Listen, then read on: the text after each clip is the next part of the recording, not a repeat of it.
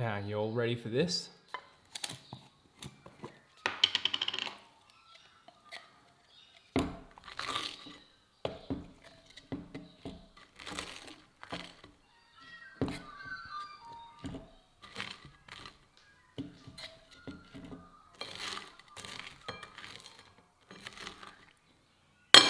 Mic drop.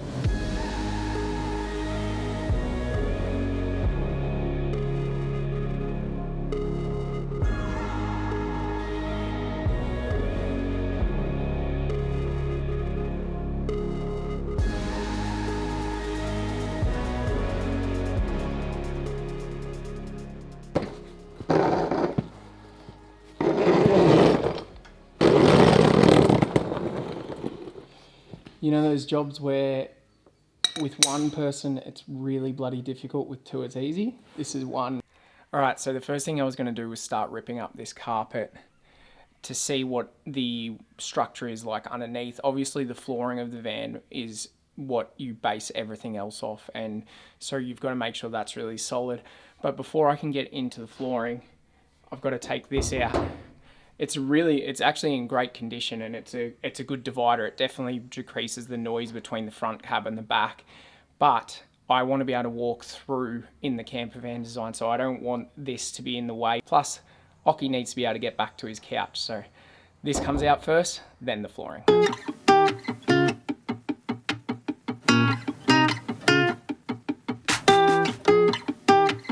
So that cargo barrier actually just came out way easier than I thought it would, and that's something that I kind of never said with the last van. Everything was harder than it looked like it was going to be, so let's just hope that that trend continues.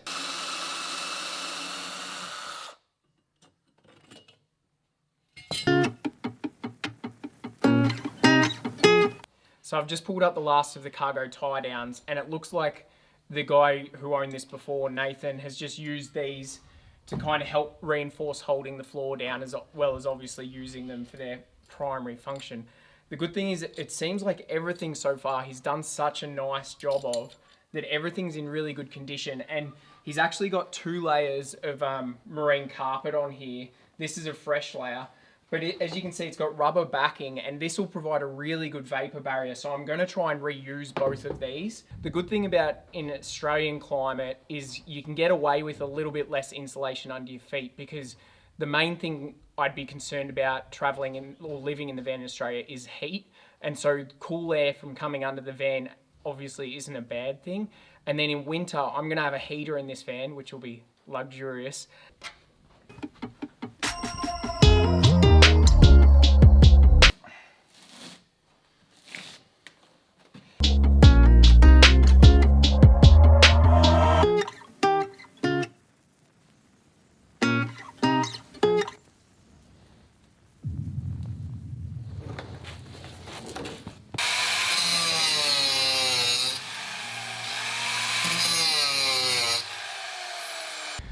All right, the moment of truth.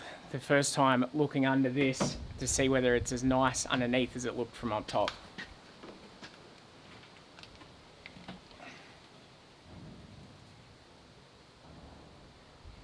It's pretty schmick. That is now obviously all the boards up, and looking at the floor so far, all of it looks really good, other than one section where I'm guessing some water or something's been spilt and sat underneath. And I'll show you that here. So this, like, luckily it's only surface rust. It's still, the metal's still really solid, but I think just to be safe, I'll grind just this section down a bit and then put some rust converter on there, and then re-prime it with some rust-proof paint. Good morning. It was day 2 of the build.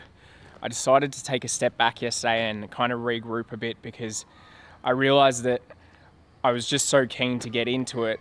I was prepared to kind of reuse that chipboard as flooring, and after thinking about it, I took the rest of the afternoon off, and I've decided that this morning I'm going to do the right thing, and I'm going to replace all that chipboard with ply. One of the reasons I didn't want to do it, other than that it's a lot more work, is also that it's, you know, another $250 worth of ply to use. But at the end of the day, if you're not aware, like, chipboard, the way it's kind of manufactured and everything, it's much more permeable to water. So if water gets in there, it can expand and it can kind of crumble. And obviously, as the base for the van, you want something super solid. Ply is way more solid. I'm using 15mm ply. So I'm going to use the existing chipboard as a stencil, get it all ready, and then replace it with that ply, and it's going to be a nice solid base for now and then well into the future. And just to give you a better idea about what I mean with the chipboard, you can see water's got in here just on this corner, and see how it's kind of expanded the wood. That's really not good for it if you were doing that over time, and there's obviously going to be a bit more moisture in the van when you're living in there.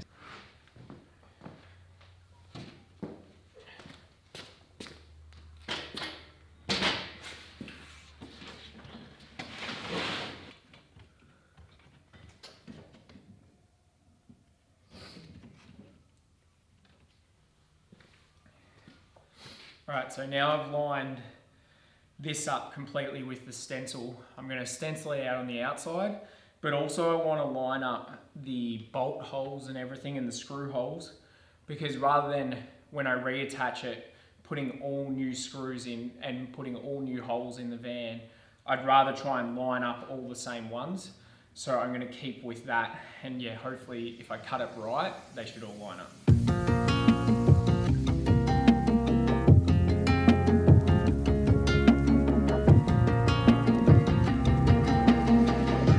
Having a bit of issues with my tools. Unfortunately, you know, these are pretty cheap tools that I bought a few years ago when I was renovating a house, and they're just not quite cutting it. This battery powered circular saw, so I'm gonna have to look for alternative solutions, I think. So the first one's in, and it looks like it fits pretty nice with that stencil. Alrighty, 2 sheets are in and they're fitting nice and snug. With this middle sheet, he's done a good job of the way he did his initial piece, but I want it to be a little bit more snug, so I'll show you what I mean. So see, he's kind of just squared at the corners. I want to try and get that shape, so on each of these I've marked with pen. I don't know if that'll focus there. Marked with pen there and there, to try and get that shape. Now this tool, I don't know if it's a bit of a gimmick. I saw it actually on an ad on YouTube, but I thought it was like 15 bucks and I thought I'd give it a go. So what it's supposed to do is be able to get that shape for you. I don't know if I'll be able to do it one-handed. There we go. So see how this is now pressed around. So when I take that away, that form edge is supposed to be the exact kind of outline of that, so then I'll use that to trace onto the stencil. So I've ruled to where those two start and finish. Let's see if this shape actually makes it work.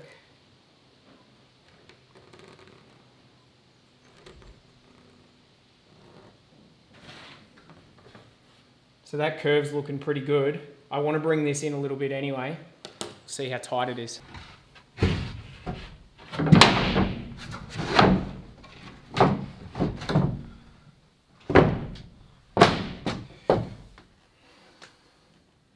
Pretty good, pretty happy with that.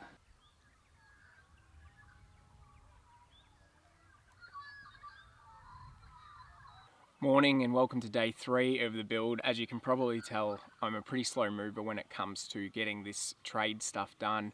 But, you know, I figure I'm only racing myself at the moment, so I don't want to rush through anything. I know it's a bit of a dry topic, this one, so I wanted to start this morning with, well, for starters, a bit of teabagging. But also to answer one of the questions from the video. There was so many questions on the last video, but one of the questions I'm going to address this morning is from Miss Kiara, and she says, what factors did you consider when choosing the van? Was there any reason for picking an older model other than the price, condition and kilometers on the clock? For me, a few factors went into choosing a van. If you followed my Instagram, you'll know that I actually was initially looking at getting a bus this time because I just wanted more space. And because this is something that I want to be able to live in full time, you know, for a longer term and, you know, potentially be working at the same time and everything, I wanted to have that more homey feel. But when I test drove a bus, it was just too big, too clunky, and it wasn't going to be able to go off-road enough. That's why I've gone this van, and that's why I've gone this size. The reason I chose an Iveco was because Ivecos are pretty much described, the Iveco vans, as like a truck chassis with a van body.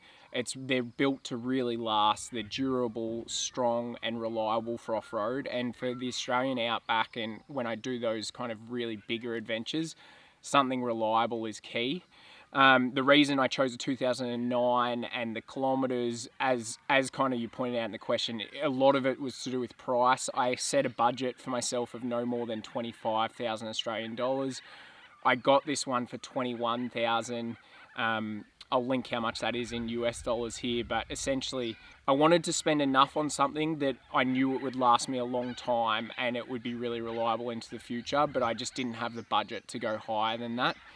And yeah, so this age price range fell into that bracket. Also, I wanted the body shape of the Ivecos. They're bigger than Sprinters, wider, longer. So yeah, I hope that helped answer that question.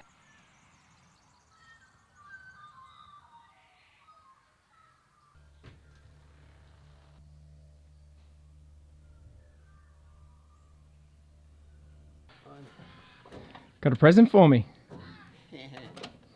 Just a little one.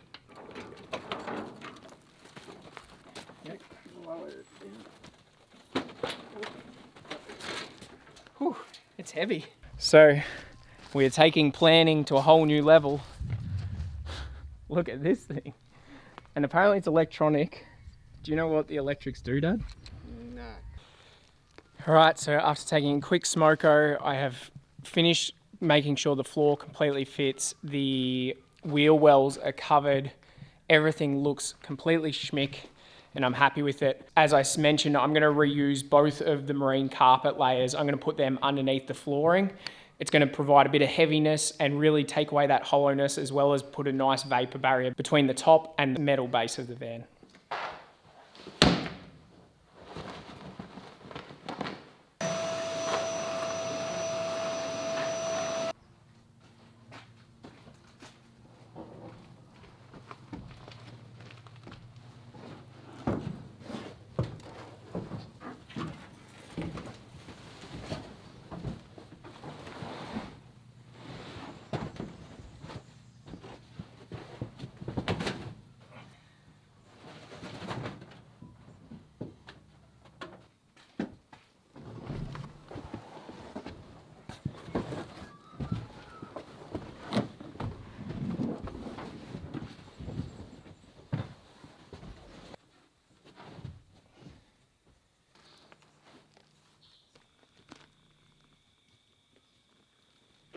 Just my buddies and I trying to figure out what we were supposed to be talking about next.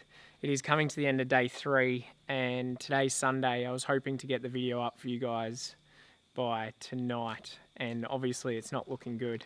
So we're running out of daylight. It has been a glorious day weather-wise and another very slow day build-wise, but I am finally up to securing the floor down. I just laid it all out to make sure it fit. It does, so now I'm going to secure it. The way I'm going to secure it is I'm going to use these bolts that were already there. I'm also going to use sheet metal screws and go right through. I'm going to try and line up with the same holes that were already there, so I'm not adding too many extra holes in the van. But I'm very happy with it. Sounds much more solid with the marine carpet underneath. And then my final layer will be my top flooring, which I'm still deciding whether to do vinyl plank floorboards again, or there's another wooden floorboard that I'm looking at using too. So I'm excited to get it all down and finally start cutting into the roof of the van.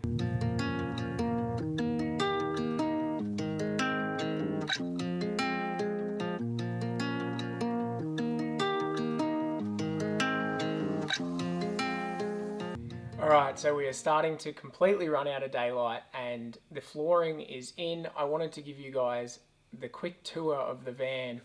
Now, before I start this, I want you to know that the design layout is not something that I've just kind of thought up on the spot. This is something that I've kind of gone back and forth between a lot of different layouts, and there's so many different things you can do. And someone actually asked on the last video, considering there's no perfect layout, what compromise are you going to make with this one? And the fact that this van's bigger made me get closer to the perfect layout. But for me, the hardest decision was really going back and forth between having a permanent bed or not, or having a couch that converts into a bed. If you guys know our last van, it was a couch that turned into a bed. I really liked that because it gave you a lot more living space during the day. And to be honest, I was leaning towards a permanent bed in this one, but I've changed my mind. I'm doing the couch into the bed again, and the reason for that is purely the living space. I don't mind setting my bed up at night. The system I'm designing, it's going to be about a 30-second process to do that. And I don't mind having to do that each night if it means that during the day when I am inside the van, it is going to be so much more open. And what I loved about our last van that's going to be the same in this van is that you're going to be able to walk all the way through from one end to the other. So I can be at a beach, so Occy and I can be at a beach and have the back doors open, have the side door open, and you're able to walk all the way through. Let me just quickly walk through it. So this, it says couch and bed, but really it's to symbolize these are both couches facing each other during the day, and storage underneath, obviously, for batteries, water tank, all that kind of thing. Then as we move back through the van, from here, where you can see this tape divider on either side, this is going to be kitchen countertop coming the whole way. So kitchen bench all the way to here. So it's going to be very symmetrical, this whole section there, which I like. And then hopefully you can still see me back there, but from here onwards, it's going to be floor to ceiling. And if you can read this from here, this says boards. This is going to be a cupboard for my surfboards. And then the piece de resistance, the shower and toilet room. I'm going to have a Nature's Head toilet in here, the composting toilet, and the full shower setup. It's wider at this end for where you stand in the shower, so that's going to be really nice. And then the kitchen is going to come all the way into the doorway a little bit. So I'm either going to put the sink or the cooktop here, so when I'm cooking or cleaning, I can look out at the view as well. And yeah, so when it converts into a bed, the bed's going to be across here. That's the size of a queen size bed that way, so it's going to be plenty of space, and there's going to be a couple more windows. There's going to maybe be a skylight. There's plenty of stuff in here, but I wanted to give you that look at an early glimpse of the layout, because really, you know, it's 3 days in, things can change, but this is what I'm leaning towards. And I think some of you are going to say, you know, permanent bed all the way, and that's fine. But for me, after living in a van for 2 years, I want the living space during the day. And, you know, I really like the idea of when people come over, being able to sit in the couches across from each other with the table. And it's also a really good workspace for doing work inside the van too. So guys, that was a process. I am really enjoying doing all of this, but it's getting my brain working again, so it's tiring, but the challenge is there. And I'm just excited to see this baby come to life, become this monster. And I really hope you guys enjoy it. And I hope you guys are enjoying the videos so far. I know we've just started out with this build series, and at the moment I'm guessing I've completely overshot for this video. I think I've got about 100 gig worth of footage to go through, so hopefully I can narrow it down to like a 10 or 15 minute video. But if you have any suggestions or recommendations in the comments, I read them all. And yeah, if you enjoyed it, guys, give it a thumbs up, follow, and I will see you in the next episode, most likely for putting in 3 huge holes in the roof. All right, guys. Bye.